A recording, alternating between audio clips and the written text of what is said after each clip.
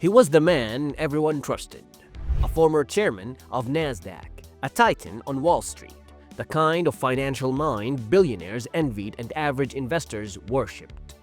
His name alone inspired confidence. Bernie Madoff. His investment firm promised stability in an unstable world.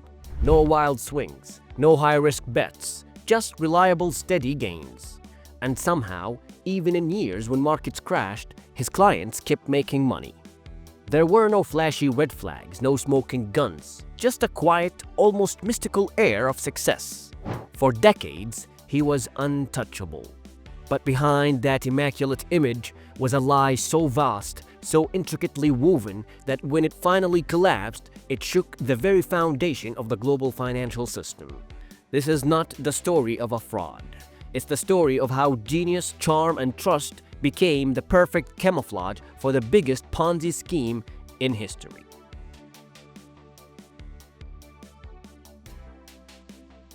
Before we dive into the life and lies of Bernie Madoff, we need to understand the mechanism he perfected, the Ponzi scheme. Named after Charles Ponzi, a swindler from the 1920s, this type of fraud isn't built on clever investments, it's built on deception and delay. At its core, a Ponzi scheme promises investors high returns with little or no risk. But instead of generating those returns through actual profit, it pays earlier investors using the money from newer ones. Basically, there is no real investment happening, just a reshuffling of cash to create the illusion of success. As long as new money keeps coming in, the scheme stays afloat. But the moment withdrawals exceed deposits, the whole thing collapses like a house of cards. Ponzi schemes are ticking time bombs, and Bernie Madoff built the biggest one the world has ever seen.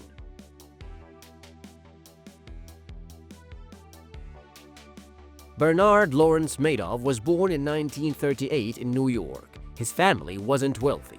His father bounced between jobs, plumbing, supplies, finance, sometimes unemployment.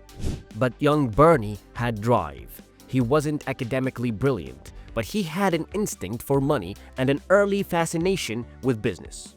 After graduating from Hofstra University with a degree in political science, he briefly attended law school but dropped out. At just 22 years old, in 1960, Madoff launched his own investment firm using $5,000 he earned from installing sprinklers and working as a lifeguard. He was ambitious.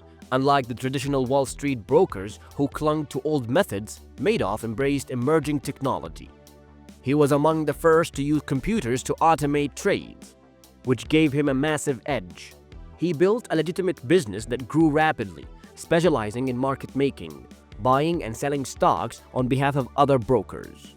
By the 1980s, his firm was one of the largest independent trading operations on Wall Street, and his name carried weight. He served as chairman of NASDAQ and was respected as a pioneer in the industry. But as his above-board business thrived, Madoff was quietly building something else, something far more dangerous.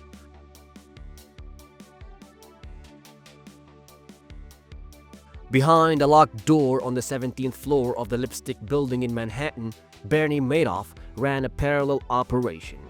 It wasn't by any means connected to the legitimate business.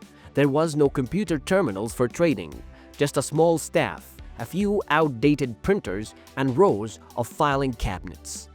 This is where his Ponzi scheme first came to life.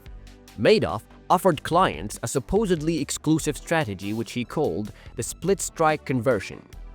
It sounded complex and sophisticated.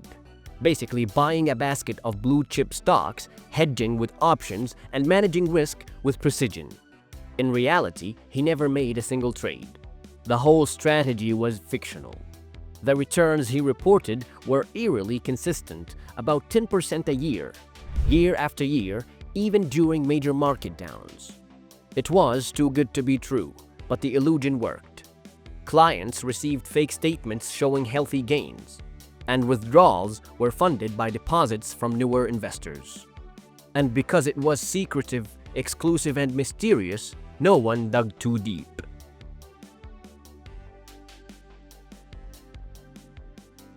You see, Madoff didn't advertise. He didn't need to.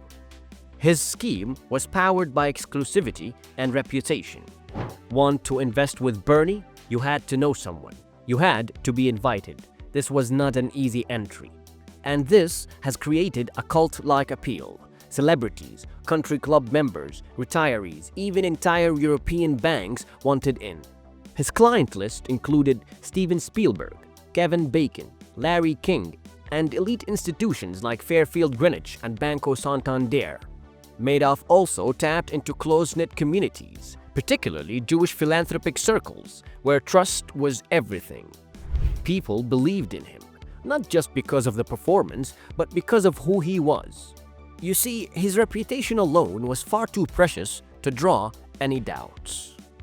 Feeder funds also played a massive role. These were firms that pooled investor money and sent it directly to Madoff, taking a cut for themselves. They too did not ask any questions because the returns were too good and the fees were irresistible. But of course, nothing is perfectly sealed.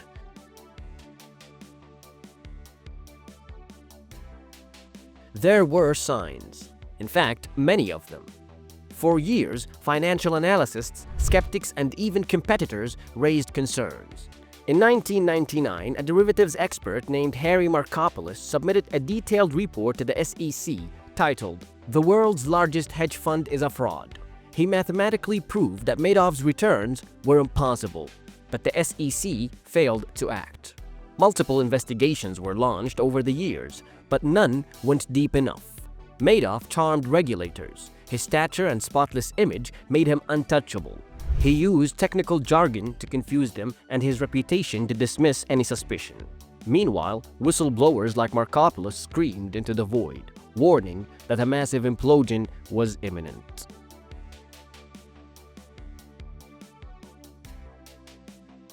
The scheme might have lasted even longer, if not for the 2008 financial crisis. As markets crashed, investors panicked and started withdrawing funds en masse. Suddenly, the inflow of new money dried up, and Madoff's system, which relied on consistent new deposits, could not keep up. There was no way for him to hide it anymore. On December 10, 2018, Bernie Madoff confessed to his sons that the investment arm of his firm was one big lie. The financial world didn't just lose a titan, it lost its sense of security. The very next day, his sons turned him in to the FBI. Madoff was arrested by federal agents at his penthouse apartment on Manhattan's Upper East Side. He was charged with scrutiny's fraud, wire fraud, money laundering, perjury, and more. The final tally would include 11 federal felonies, amounting to a 150 years prison sentence, the maximum allowed under the law. But legal retribution was only the beginning.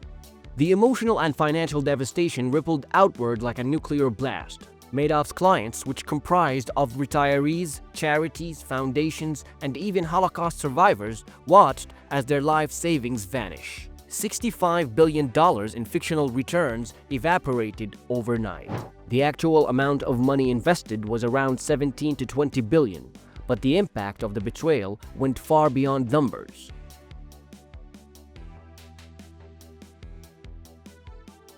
The Madoff name became radioactive overnight. Ruth Madoff, Bernie's wife of over 50 years, claimed she had no knowledge of the scheme. She was allowed to keep $2.5 million of their fortune, a pittance compared to the billions they once lived on. But the deepest scars would cut into Bernie's sons, Mark and Andrew. After all, they were the ones who turned their father in, horrified by his confession. Despite no criminal charges ever being filed against them, they were haunted by guilt and grief. In 2010, on the second anniversary of their arrest, Mark Madoff took his own life, hanging himself in his Manhattan apartment. His 2-year-old son was asleep in the next room. Andrew Madoff would later die of cancer in 2014.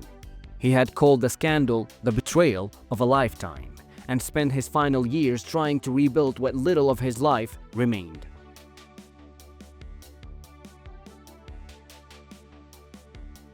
The aftermath of Madoff's scheme required one of the largest financial recovery efforts in history. Irving Picard, a court-appointed trustee, began the Herculean task of tracing funds and returning money to defrauded investors. He and his team filed lawsuits against individuals and institutions who had net withdrawn more than they invested. whether knowingly complicit or not. By 2023, Picard had recovered over $14 billion of the estimated $17 billion in actual losses.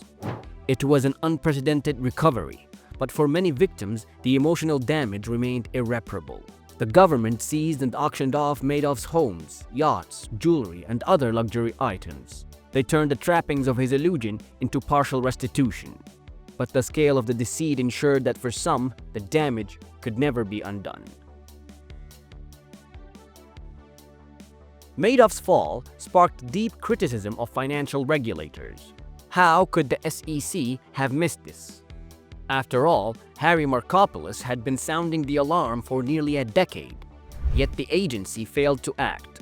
Their oversight was exposed as incompetent, under-resourced, and in some cases, willfully blind. Congressional hearings followed. Careers were ended. But the trust in the system had already been shattered. Madoff didn't just exploit the system, he exposed its flaws, its ego, and its inability to regulate its own elite. Bernie Madoff was not a common criminal. He wasn't robbing banks or stealing wallets. He stole trust. He weaponized credibility. He showed how easily the smartest mind, the wealthiest people, and the most powerful institutions could be fooled. Not by force, but by charisma. He built an empire on air, and for decades, no one dared to question it. Thank you all for watching. If you like this video, give it a thumbs up, subscribe to our channel, and hit that notification bell.